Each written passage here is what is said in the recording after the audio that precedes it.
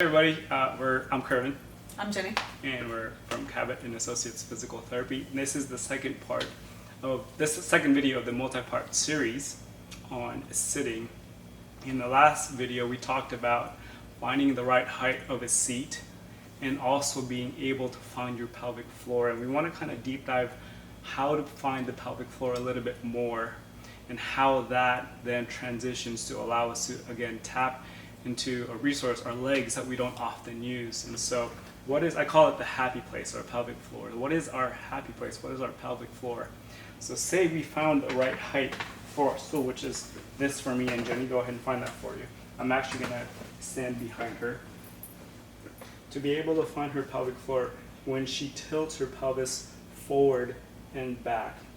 Right now, if I were to bias her too far forward, you'll see that this puts a lot of we call it lordosis, a bend on her lower back, and that's going to put a lot of strain for her, especially if she's on her desk doing some work, and vice versa. If she tilted her pelvis back towards me where she's now slouching, which is also not ideal because she's sitting on her sit bone, finding the pelvic floor is in between those two.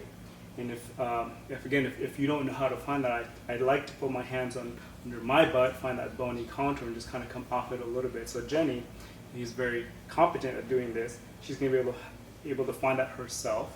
And once she's there is her happy place.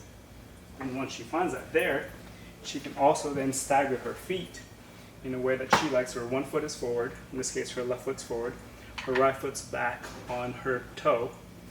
Here, in this point, in this video, we're going to talk about how do we use our legs as the foundation to feed up into the rest of our body, our pelvis, our core, our torso, our shoulders.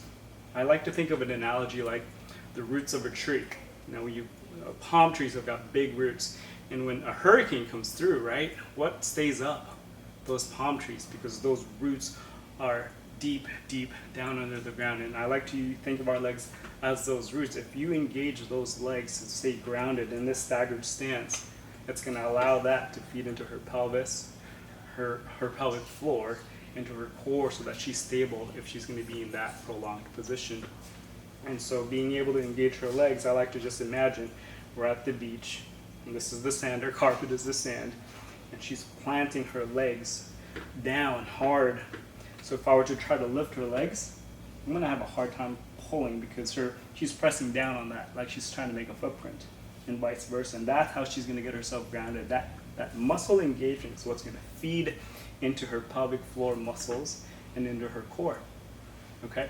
And for you guys, for this video, I want to make sure that you are able to get that muscle engagement, to feel that legs pressing those roots of the trees, stay grounded, so that you can feel out into your pelvic floor and into your pelvis and up to your core, so that way, moving forward into our next video, we're going to talk about how that feeds into our torso, our shoulders, our arms, our necks and head, and continue to teach you guys how to implement this for a home exercise program. So we'll catch you in the next video.